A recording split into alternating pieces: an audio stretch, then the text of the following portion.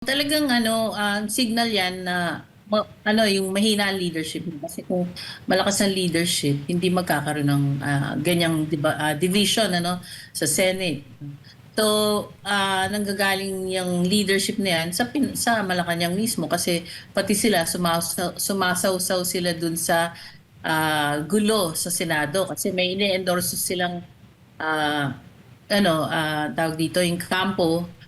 Tapos meron naman silang ayaw sundin ng kampo, yung gano'n. So, imbis na pag-usapin niya, sabihin nila doon sa dalawang kampo, mag-usap kayo, magkaisa kayo, nag-aano pa siya, nag-endorso siya ng isang kampo.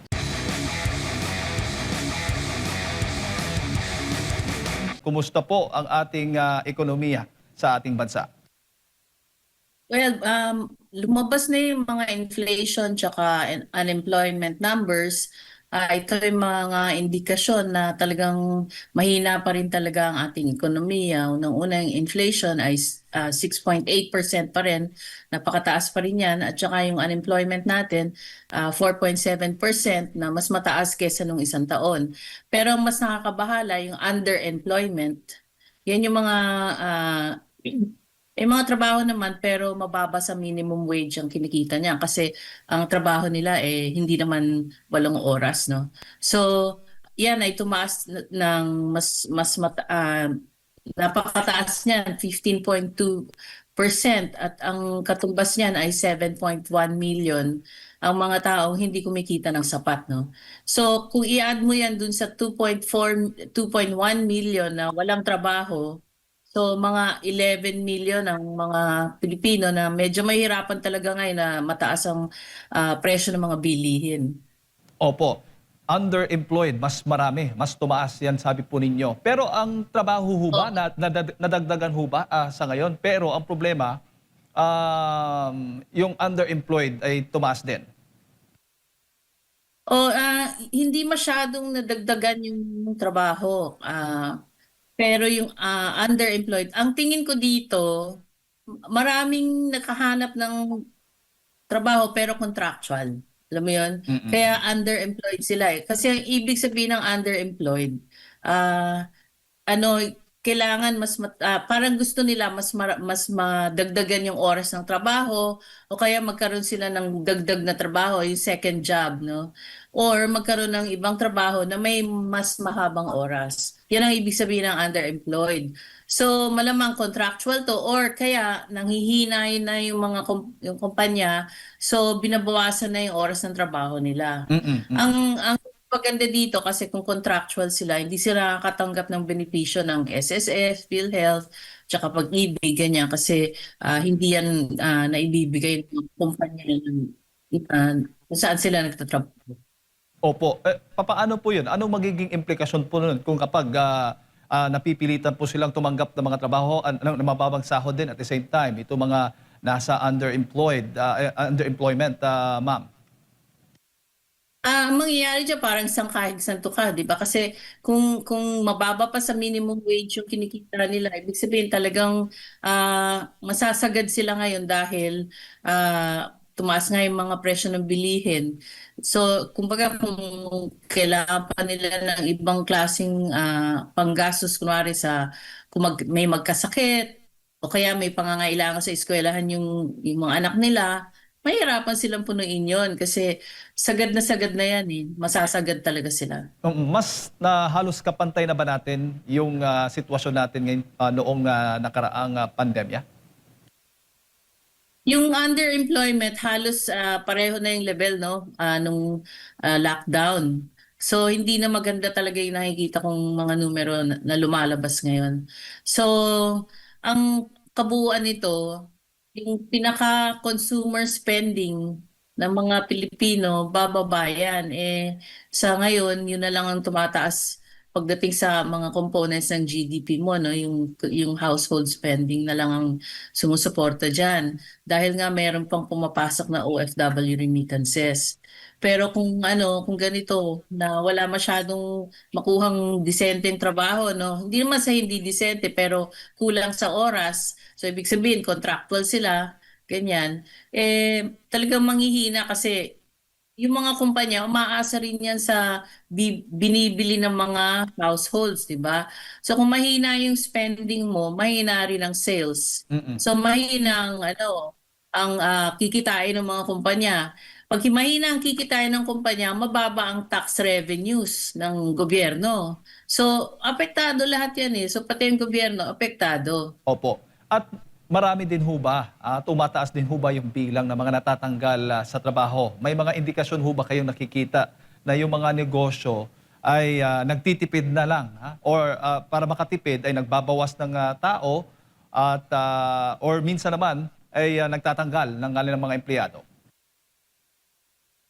Dito mo nga makikita sa underemployed yan eh kasi biglang tumaas talaga na 15.2%, no, galing yan sa 13.2. So diyan mo makikita na talagang nanghihina na yung employment sector mo, yung job availability, no?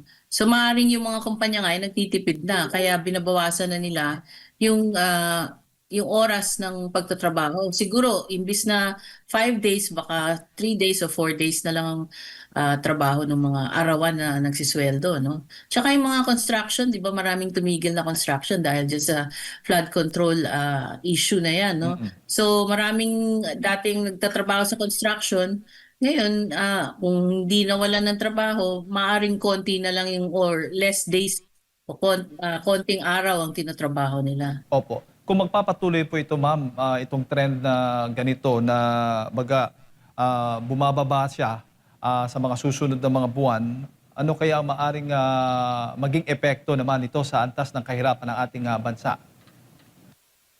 Yun nga, so patuloy manghihina yung ekonomiya natin, no? So kung ganitong nangyayari lalo na sa mga kumpanya dahil sila yung talagang nag-employ, no, sa mga tao, sila nagbibigay ng trabaho, mahihirapan talaga. So kumbaga yung mga negosyante baka mabawasan pa yan. So hindi pa yata nare-reflect dito yung mga bagong graduates or mga fresh graduates. So maaaring nandito na pero ganun nga, contractual yung nakuha nilang trabaho. Mm-mm. Kasi yung graduation, Abril, no?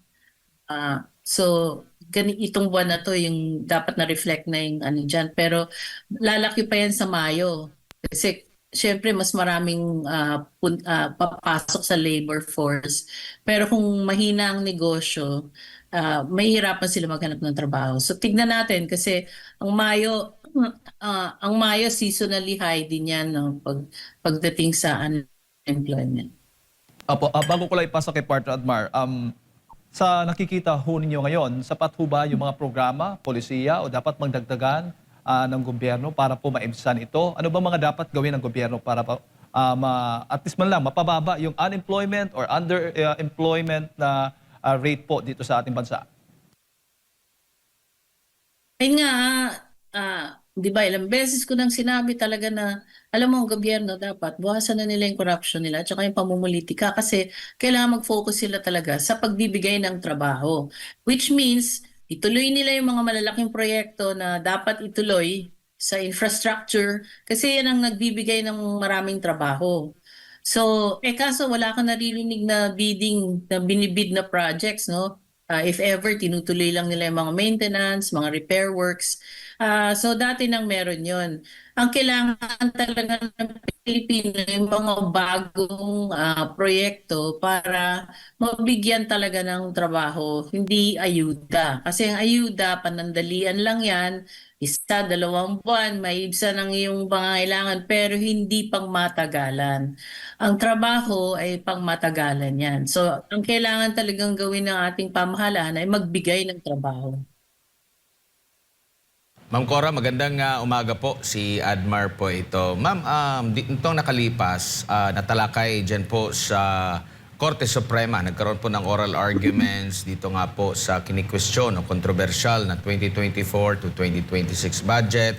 Marami pong mga detalye, mga questionableng detalye na nabulgar po dito, no?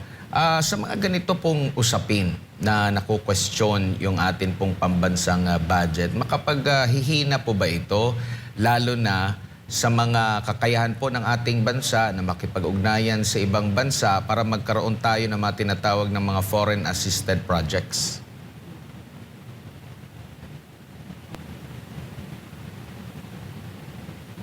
Parang sinisigil na yung gobyerno natin na tapusin yung mga proyekto, no? So, ibig sabihin, nababahala na rin yung ibang bansa sa nangyayari. At saka, di ba, last year pa, yung sabi ng South Korea, hindi na sila magpapautang yata. Yun yung nakita ko. So, affected talaga ang hindi lang yung mga bilateral talks, no, or multilateral negotiations, affected rin yung mga foreign investors mismo. Kaya bagsak ang investments. Last year pa, bumagsak na yan ng malaki. So, wala tayong masyadong maasahan na bagong mamumuhunan dito sa Pilipinas. Kaya nga ganyan nanghihina talaga yung labor sector. So, maraming walang trabaho at maraming may trabaho pero kulang sa oras. Opo, kamakailan lang pumunta sa Japan ang Pangulo at may ipinagmalaki na mga investment pledges. Karaniwan po ba, ma'am? Kailan po nagaganap ang pangako ng isang foreign entity, ibang bansa na maglagak ng puhunan, halimbawa dito po sa Pilipinas? Mga ilang taon po ang aantayin at yung possibility pa, matutuloy ba yan? Ilang porsyento yung matutuloy, ilang porsyento yung hindi matutuloy, ma'am? Dapat nga, kung nag-pledge ngayon, dapat within the next 6 months, mag-umpisa na yan. Pero marami akong naririnig na napakabagal ng registration, yung mga permits, no? Kasi lalo na kung buong Pilipinas yung gusto nilang cover doon sa kanilang negosyo, kada LGU, kakausapin nila, hingi sila ng permit, iba-ibang polisiya, kada LGU, at yung madalas pa, hiningihan pa sila ng padulas, ano? So, yan ang hindi natin nasisiguro kung talagang matutuloy ang mga proyektong yan or investments na yan kasi depende sa pagbigay ng mga permiso at saka registration sa mga businesses. Maraming na-frustrate na at dati ginamit ko na example nga yung Francisco Motors, no? Sa frustration nila pumunta na sa China. Meron pang iba, marami pa ako naririnig at mga kausap kong mga nagnenegosyo na nahihirapan talaga sila kumuha ng mga permits. Opo, at itong panibago na namang crisis po, lalo na sa mundo ng politika sa bansa, itong sigalot dyan sa Senado, for sure, bad impression din ito sa mata ng mga foreign investors. Talagang signal yan na yung mahina ang leadership. Kasi kung malakas ang leadership, hindi magkakaroon ng ganyang division sa Senate. So, nanggagaling yung leadership na yan sa Malacanang mismo kasi pati sila sumasaw-saw sila dun sa gulo sa Senado kasi may ine-endorse silang tawag dito yung kampo, tapos meron naman silang ayaw sundin ng kampo, yung gano'n. So, imbis na pag-usapin niya, sabihin nila doon sa dalawang kampo, mag-usap kayo, magkaisa kayo, nag-e-endorso siya ng isang kampo. Opo. So, yun ang hindi maganda kasi divisive yung ating gobyerno ngayon. Opo. Ma'am, kung pag-uusapan natin ng ekonomiya sa mga ganitong sitwasyon, alin po yung mas mabilis or makakatulong ng malaki sa atin? Tulong mula outside sa bansa natin, no? Yung ugnayan natin sa ibang mga bansa. Sila po ba yung mga driver sa ating ekonomiya or sa domestic na needed talaga or sadyang meron tayong problema sa loob at labas natin na mga pamamaraan para nga makatulong sa paglago ng ating ekonomiya? Ang main driver talaga is the government kasi sa kanila manggagaling yung mga polisiya para first makabigay ng trabaho, no? Kaya kailangan sila gumawa ng mga proyekto. And second, kailangan ma-restore yung tiwala. Maibalik ang tiwala kasi hanggat walang tiwala ang mga namumuhunan, hindi sila pupunta dito. Paano i-restore yung tiwala? Itigil na nila ang corruption. Kasi yung corruption, yan ang nagiging cause na magduda yung mga namumuhunan. At ikalawa, yung fiscal sector, yung fiscal discipline, kailangan maibalik din yan. Ano? Kasi nga, hanggang ngayon, hindi tayo sigurado kung talagang pumupunta sa mga proyekto at sa serbisyo para sa mga tao, yung mga ginagastos. Kaya, ang laki-laki na ng utang ng gobyerno ngayon, ano, na pumapatak na yan sa 18.5 trillion at tumataas yan ng 1.5 trillion kada taon.